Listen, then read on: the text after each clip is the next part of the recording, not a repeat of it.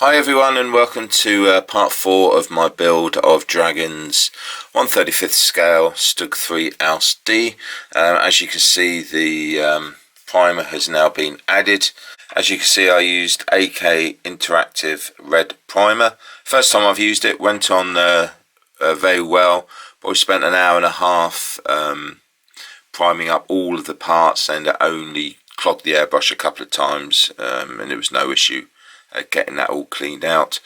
So yeah, very pleased, and we'll see how the build progresses and how it reacts to all of the weathering techniques.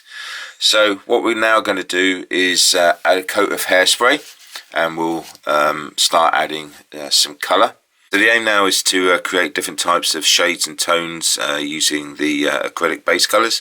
So we're going to start with Anthracite Grey by Modellbau, and that will obviously be chipped, and then we'll apply another shade after that.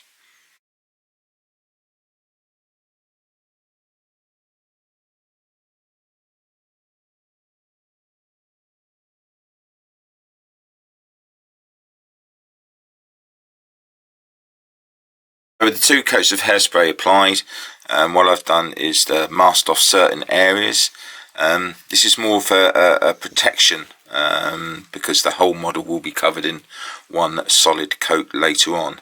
But what I don't want to do is to have lots of layers of paint on the model and losing all that lovely detail. So this is more for, like I say, for protection. So it's not 100% accurate, because obviously it doesn't need to be. So now it's time to lay down that first layer of paint. Okay, so the first colour has been laid down, and that went down really well indeed. Very pleased with that. However, as you can see, we have our first mini disasters. The masking tape has pulled off the AK Interactive Red Primer very badly. Now bear in mind, this primer was laid down a day ago. It's had a good 24 hours to dry, and that is very poor indeed from AK. So this is the sound of AK Interactive Red Primer going in the bin. So what I'll now be doing is returning to Tamiya's Red Primer. I've tried about 6 now over the last 12 months, and by far the Tamiya Red Primer was the best. The only pain in the backside is you do have to decant it, but it will certainly save problems like these. So in this situation, if you ever get it, what you need to do now is just to sand back these particular areas, add another layer of primer, and just start again. It's certainly a pain, but we need to get it right. So thanks very much, AK Interactive.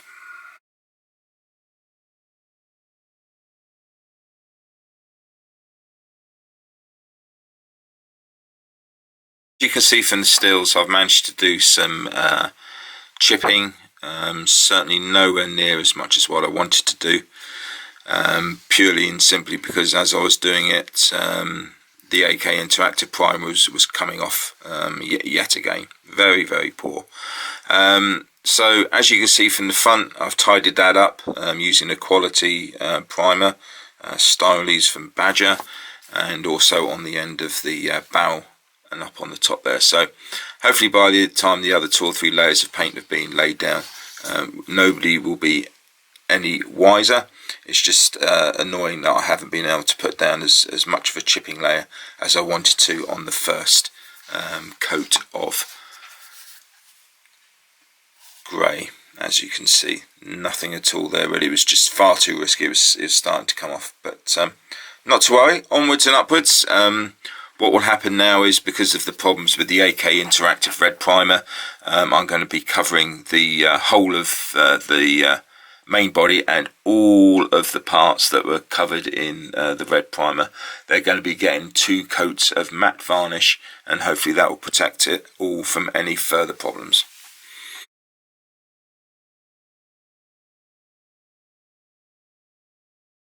So all the base coats have now been applied. Very pleased indeed with the finish. I'll show you some stills after this short clip so you can see a close-up of the subtle differences. And that is my concern. They are subtle, and I'm wondering that that they're going to get, the effect is going to get lost when I do the weathering. So we'll see how it goes, but there is a possibility that when I try this three shaded approach to the base coats, I may need to have a sharper contrast. But as it stands at the moment, I'm very pleased with that. So now we'll crack on and do some detail painting.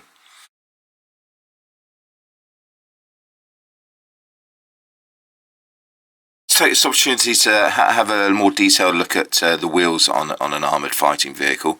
To me, these are an ideal way of being able to add value to your build, because it's very important to put as much detail into the wheels as possible, because so often it's just easy to put the base coat on, colour the tyres black and call them done.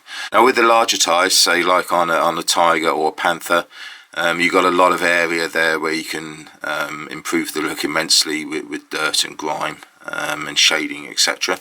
However, with the smaller Stug wheels or the Panzer 3 and 4s, as you can see, the wheels are a lot smaller, so the differences are subtle. Now with these particular ones, again I'll do some stills because you may not be able to see it. We have the different types of shading on the middle. We also have a little bit of chipping there with the red base coat coming through, and also the wheels have been painted dark rubber. And on the inside, what I've done is given it a dry brush of burnt iron, just to give that metallic effect on the inside. Now you can also see that there's a rim here. Now that rim needs to be bright silver or gunmetal, to indicate the wearing of the tracks as the wheels go around. Now that won't be done till near the end of the process, because otherwise all the pigments and weathering will dull the effect. But just remember to do that. So what I'm now going to do is to improve the look of the tyres by giving them a black wash, and then I will give them a Iraqi sand dry brush, and we'll see what difference it comes out as. So the black wash on the wheels is now complete. As you can see here, the difference with the grey rubber obviously on the left hand side. Now the advantage of doing it this way is you don't have that stark black colour. You sort of have, like I say, the wash over the dark rubber, which I think is a better look. The other advantages is that it allows you the wash to go right up to the rim, which gives you a nice crisp finish. And also any damage that you may have put on the tyre will now have the dark look. So when it's dry brushed in a moment with the Iraqi sand, that will enhance the look. So very pleased with how that's gone. Obviously don't forget the rear wheels as well. What you want to do with the rear ones is to try and apply your base coat quite lightly, so that quite a bit of the red oxide is still showing through, and then as you can see there, I've done a wash again with the burnt iron on both sides, and if you look really close up, you get a lovely effect with the red coming through on the metallic colour as well. So what I'll do some stills so you can see that effect as well. So that's the road wheels, and what you mustn't do is forget about the sprockets and the drive wheels. So with the sprockets, it's a lot easier if you actually dry brush the teeth to show the wear. Again here I've used the metallic burnt iron by Vallejo, and then on the back I've given it a dry brush all over. So that's a nice effect that's worked well, and that will now be ready for all of the oil and pigment work. And on the rear wheels, the idler at the back, always remember to do your silvering around where it goes onto the tracks, and again that's had a bit of a dry brush as well. But still a long way to go with these, with all of the oils and the pigment work to go, but I've now got a good base from which to work off of.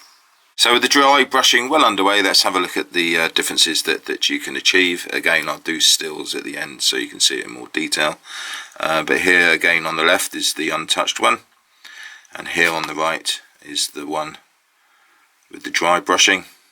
Very nice effect. And it just goes to show, with a little bit of extra work, you can add a bit of character and variety to your road wheels. Obviously bear in mind that this build is going to be based on summer, autumn time, so that's why it's going to have more of the dusty look. If you're sort of going for the winter look, then you may want to dry brush maybe with a darker colour. But very pleased with that, how that's come out, so I'll carry on and get the rest finished. There are lots of different ways of painting exhausts, lots of different tutorials on YouTube. My advice to you is just watch them, see what you like, adapt your own process, and enjoy the fun of trying out new techniques. But for what it's worth, I'm going to show you now how I do my exhausts, rusting them up. Now bear in mind this is purely the acrylic work. Later on in the video I'll show how I'll finish them off using oils and pigments. So what we need to do first is to lay down a base coat, and for that we'll be using Vallejo's exhaust manifold. And what you want to do is get a fairly thickish brush and apply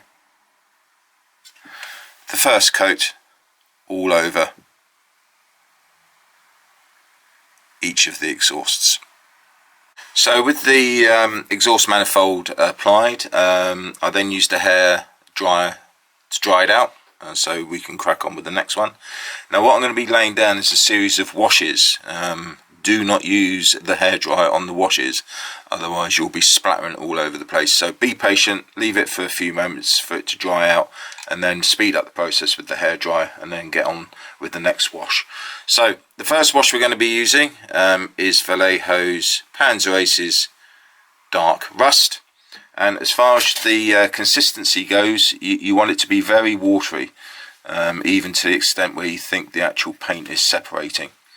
And then what we need to do is just to lay down the thin layer of the dark rust. Now what you'll also find is, particularly with these exhausts, is that we have lots of dents, we have little hollows as well. So once you've applied the dark rust over all of the exhaust manifold and it's all dried in place, go back over just on the little indents and the holes, just to accentuate the shadows on those particular parts. So the next colour we're going to use is Rust itself. By the way, these are all Vallejo colours. Now at some point you're going to look at the exhaust and think, yep, that's the look that I'm after. When that's the case, just step away, dry it out, and make sure that the dry colour is exactly what you're after, and then just leave it be, so when you come to the weathering you can then enhance and improve at the end. But what I'm going to do here is that I'm going to be adding on all of my colours, so you can see the sort of effects that you can get. So there we go, that's the dark colours done. That's quite a nice look, so you may well be happy with that. However, I want to go a few steps further, and I'm going to start adding some lighter colours. So again, I'm going to be using Panzer Aces, and in this case we'll be using light rust. Now this time I want to try and avoid going into the darker areas here, and just try and stay on the higher surfaces, and just to add all those sort of highlights. So with the lighter rust done, what we're now going to do is concentrate on the last two colours, which will be yellow and orange rust. I'll be using Panzer Aces yellowish rust for that. And what we want to do now is just to target the joins, basically where we have the holes here, the joins on the side and up the top there. It's just to apply a little impression that the joints are starting to corrode. So do a very thin wash.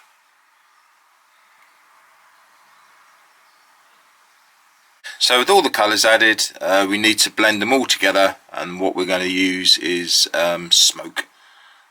So again, water this down, apply as many coats as you want. Usually one or two will be sufficient, and then what it's just a matter of doing is leaving that to dry, and when you come to do the oils and the pigment work, you can then enhance the good work that you've done here with the acrylics.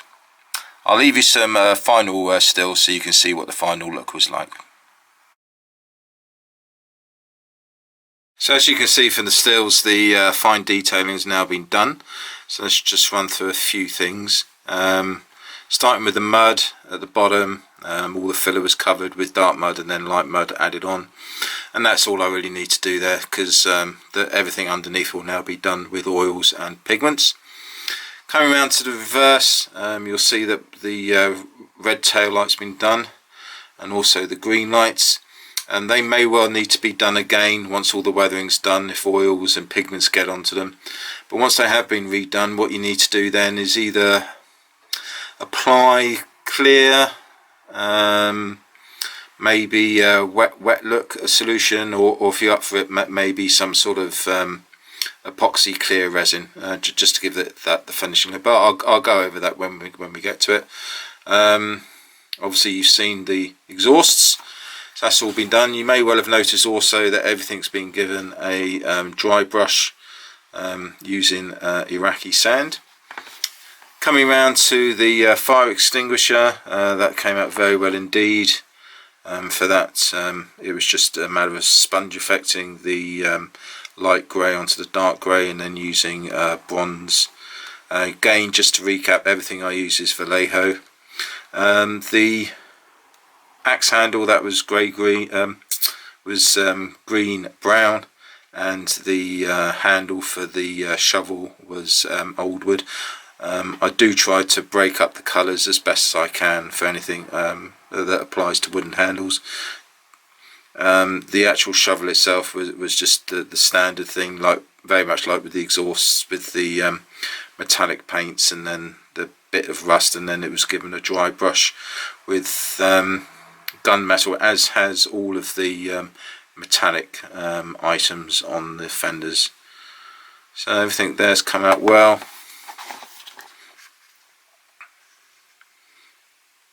There we go, we've silvered out the lens again. That will receive the clear epoxy resin at the very end of the build. The horseshoe, again, has just been given some rust effects. Similarly with the track link, these will all be improved with the oils. And then finally the wooden block, which has come out particularly well. So that's everything now. Now what I'm going to do is what I call pigment mapping. Basically what I'm now going to do is go around and add pigments to where I'd like the main amount of pigments to go when I come to do the pigment work. The primary reason for this is what I'm after is staining the areas, just to see what it looks like, make sure I'm happy before I add on any further pigmentation, and then all being well, that will then get sealed in with the matte varnish before I do all the other weathering, and that just again gives another layer. And if I don't like it, then I'll just wash it off. So that's what I'll do next, and I'll show you what the results are.